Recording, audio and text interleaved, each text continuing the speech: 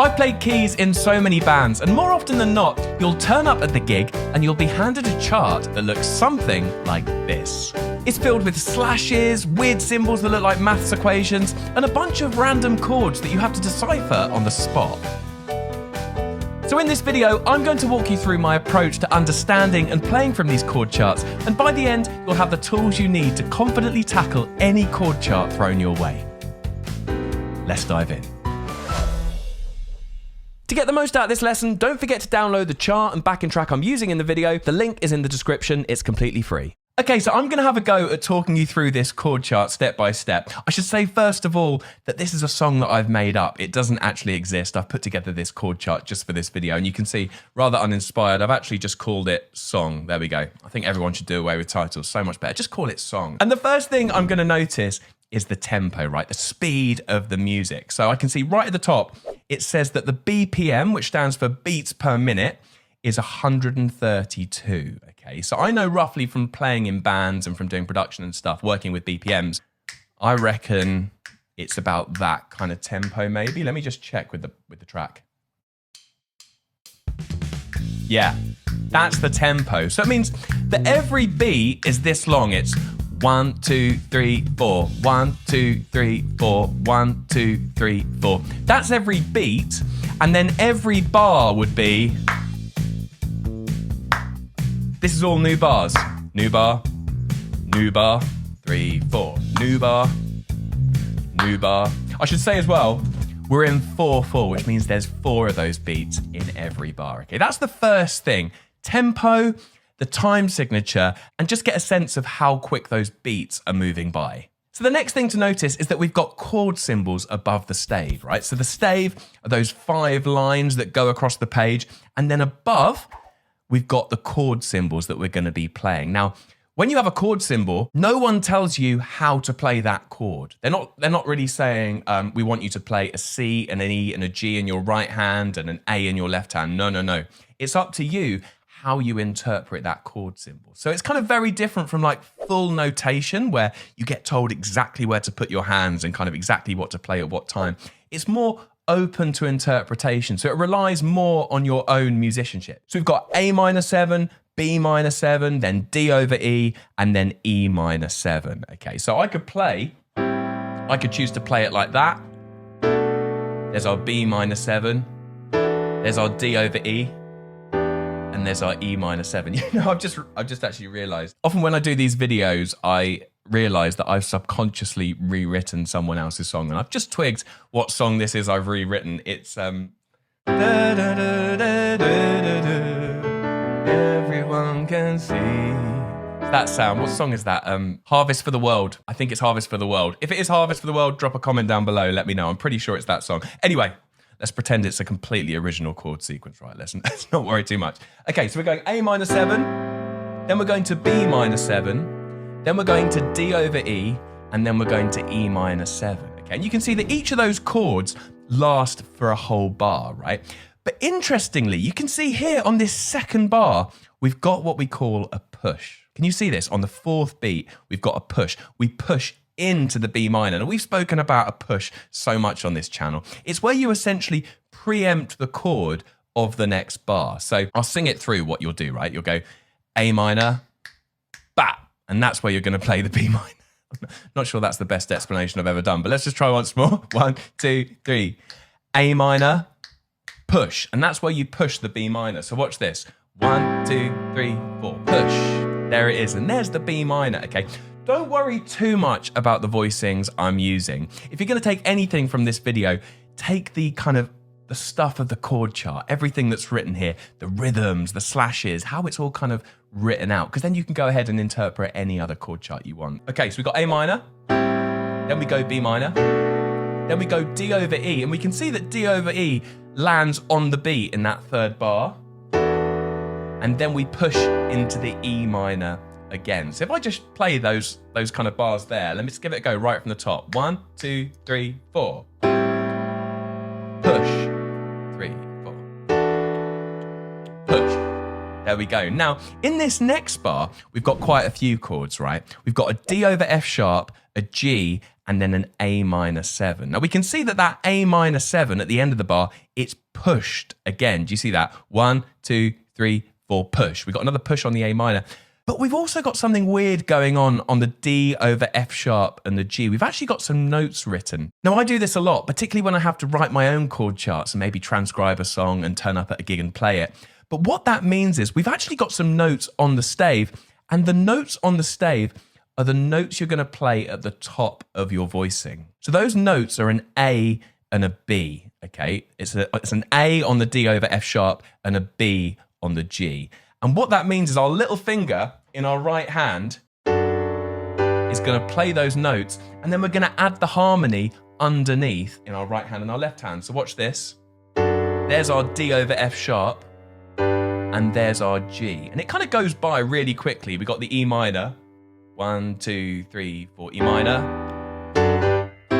Do you see that? It's just a little bit, but it's the melody that's really important, because do you hear that top note? Da, da, da, is actually the note that we hear that rings out over the top. So we've now got the first 4 bars kind of down. And actually, a lot of what else we're going to encounter in the chord chart follows these same kind of principles, things like pushes, specific rhythms, all that stuff. So I'm going to play the first 4 bars. Here it is. 1, 2, 3, 4. 2, 3, 4. 2, 3. Push. There it is. And then we carry on, and you can see it's just repeated. We carry on with this A minor 7. B minor 7 is pushed. The D over E the same as before, and then we go to an E7, so I might voice that as that there. That's quite a nice little move. We got our D over E. By the way, if you're wondering what D over E means, it means you play a D major chord in your right hand and an E in your left hand. So there is our D over E, and then it goes 1, 2, 3, 4, 1, 2, 3. So we've got another specific rhythm here, right? We've got the E7, and then on the and of 3 and the and of 4, we're going to play 2 chords, okay? We're going to play an E7 over G sharp. So I'm going to play like that for the moment, the E7 over G sharp. And then we've got the A minor 7. So that would look like this. 1, 2, 3, and 4, and 1, 2, 3, 4. Do you see that? I'll do that once more. 1, 2, 3, and 4, and 1, 2, 3, 4. There's the kind of shape of it. That is our A section. Can you see right at the top? It's got A, and it's also got verse written as well. Okay, so you've kind of got these things called rehearsal marks, which is the A in the box. So people might say, let's take it from letter A if they're playing in the band. And if you're working with a singer, they might say, let's take it from the verse. So you can also see that we go from the verse there. So I'm going to have a go at playing through the first 8 bars of this chord chart, just so you can get a kind of sense of how it sounds. I'm going to do this solo. Here we go. 1, 2, 3, 4. Push.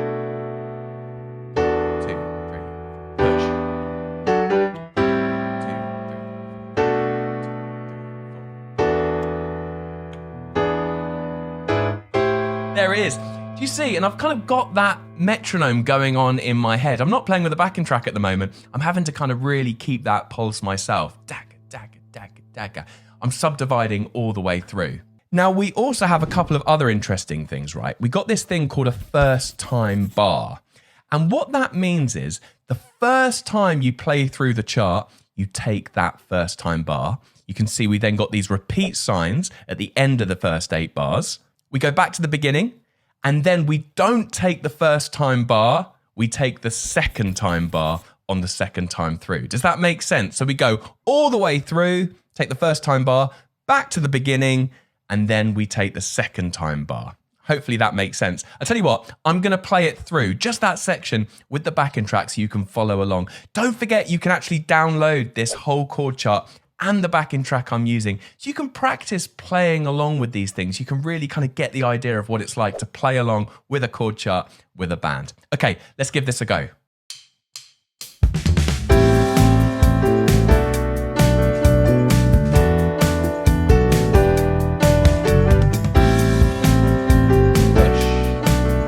Right, first time bar.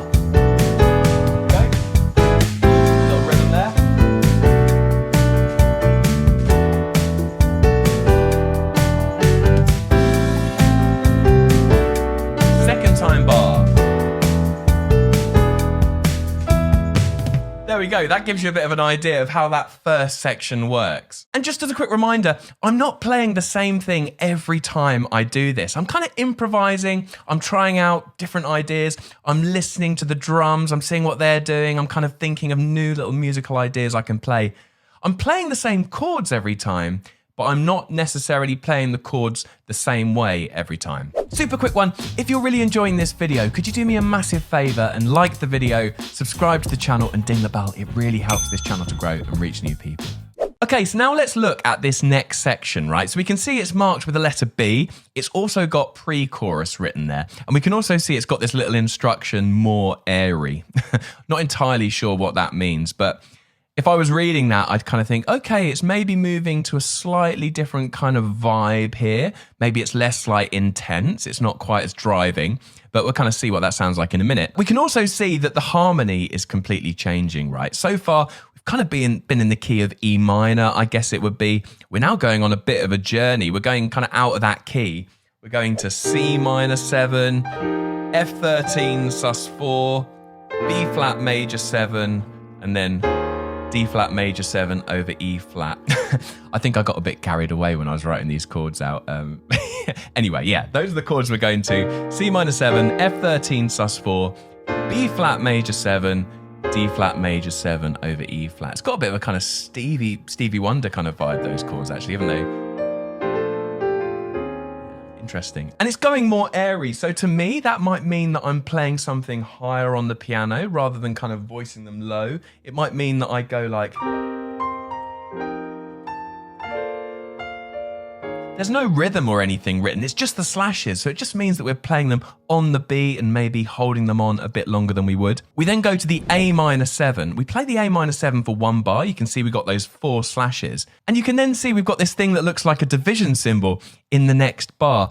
And all that is, it's a fancy way of saying repeat. So what you do is you play whatever was in the previous bar again. So if we look at the previous bar, we've just had 4 beats of A minor 7, right? A bar of A minor 7. So we do the same thing in the next bar. Okay, so we got 2 bars of A minor 7. And in the next bar, you can see that we've got a specific rhythm that's written with chord symbols. So what that means is we're going to play those chords with that rhythm. And when you're playing in a band, it means that everyone plays that rhythm, right? So everyone in the group is going to like have a big moment where they play that rhythm. It's always quite fun when you see these in chord charts because everyone kind of locks in together and sort of comes out of the groove and plays these kind of big figures. So what is that rhythm? I'll just sing it to you. It goes 1, 2, 3, ba ga ga, ba da da. I'll do it again. 3, 4, ba ga ga, ba ba ba. This is always something I do, right? Whenever I get a chord chart, if there are any little tricky rhythms, I'll go through and I'll practice those rhythms, not even thinking about the chords, just the rhythms, right? I find rhythm reading quite hard. It's not like my strongest point. I find, to be honest, reading any music quite hard. It's not something that comes naturally to me. It's something that I've really had to learn and I've had to work on, and I've got much better at it over time. I much prefer working with my ears and learning stuff by ear, but you don't always have time to learn stuff by ear, right? It takes a long time to learn a song completely by ear. So it is useful to be able to interpret these charts. Ba, ba, ba, ba, ba, ba. So that's the rhythm. And if I then add the chords, what have I written here? I've got F sharp, half diminished, 11, okay, followed by B7, flat 9, flat 13. There we go. I must have got quite carried away. So we're going 1, 2, 3, 4. Do you see that? I'll do it once more. 1, 2, 3. There it is. Okay, cool. I'm going to have a go now at playing this B section, this pre-chorus, with the backing track. So we're going to make it a bit more airy. I'm going to kind of be playing up higher. And I'm going to try and hit that rhythm at the end. Let's give it a go with the backing track.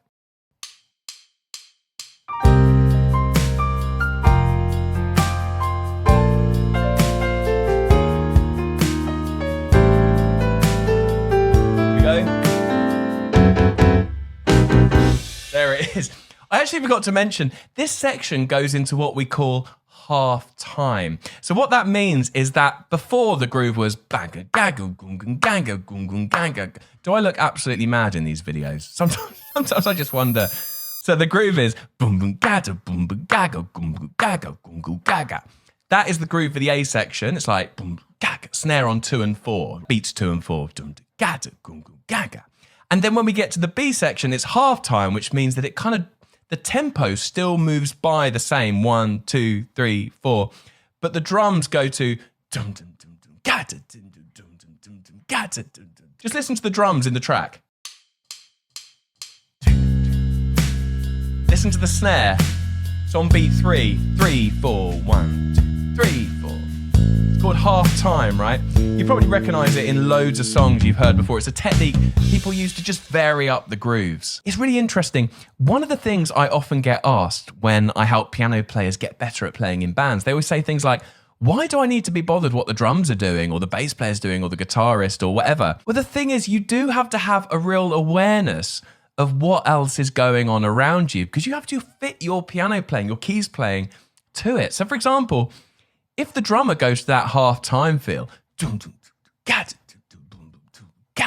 you need to change what you're playing to fit that. You can't just carry on with the sort of driving thing from the A section.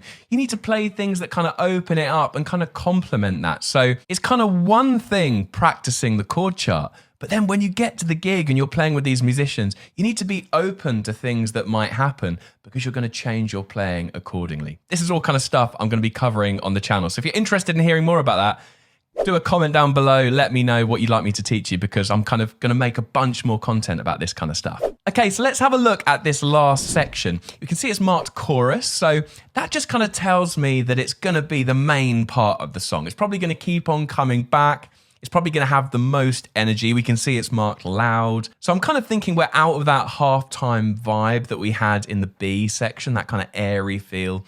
And we're probably back to a kind of more driving version of the verse. That's what I kind of imagine is going to be going on here. And in terms of the chords, we've got E minor for 2 bars. We've got that repeat sign again there. So it just means that we repeat the E minor for another bar. We do the same for the A minor 7. We do the same for the C major 7. But we can see we've got a push into the F sharp half diminished and another push into the B7 flat 9 flat 13, right? And both of those pushes happen on the and of 4. So what does that sound like? 1, 2, 3, 4, push, okay? So up until that point, everything's on the beat and we're just kind of grooving away. We have that push into the F sharp half diminished and another push into the B7 flat 9 flat 13. Let me have a go at playing this on my own.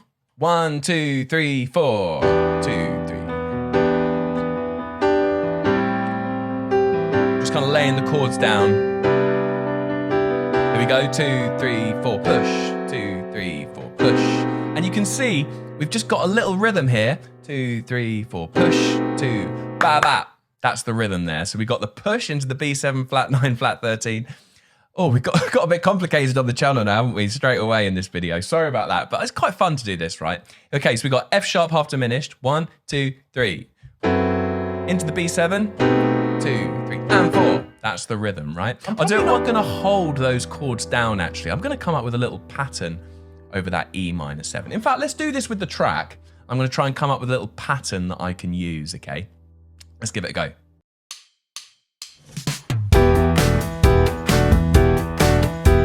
I like that. Little moving triad. Push. Push again. Rhythm. Yeah, there we go. I really like that moving triad thing. Michael McDonald does that a lot in his playing.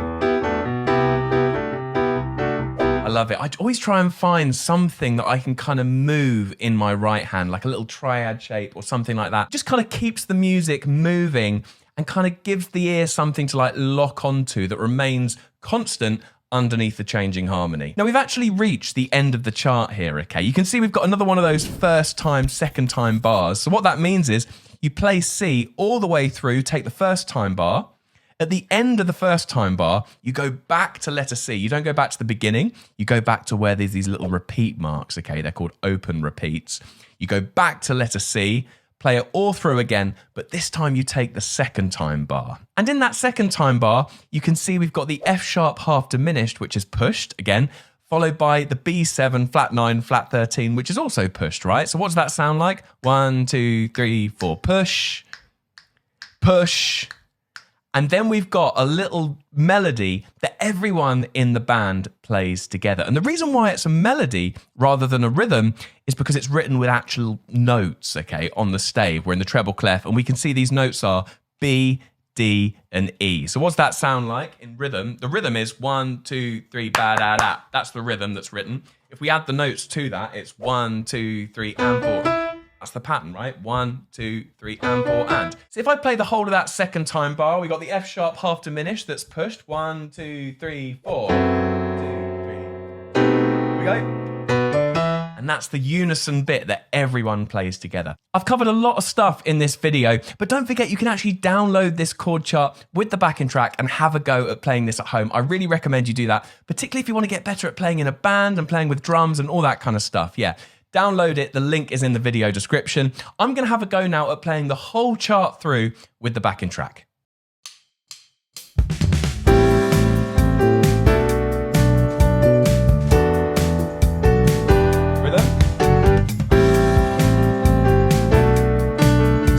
First time bar now, a little bit, back at the top.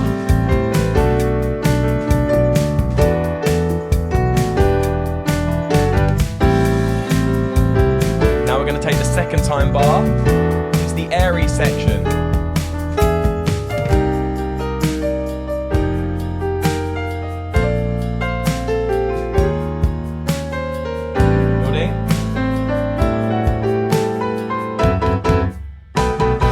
The triads.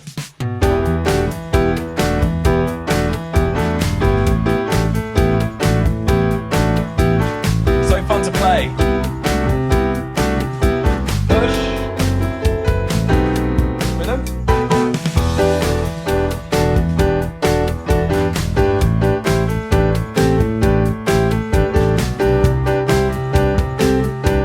Push. Oh. Last bit. There it is. Thanks so much for watching this video. In this one, we've kind of covered the slashes and the rhythms and all the kind of nuts and bolts of these charts. But if you want to get a bit more creative with the actual chords you're playing, go and check out this video over here, where I give you some techniques for how you can break away from those familiar patterns you might find yourself playing. Go give that video a click, and I'll see you over there.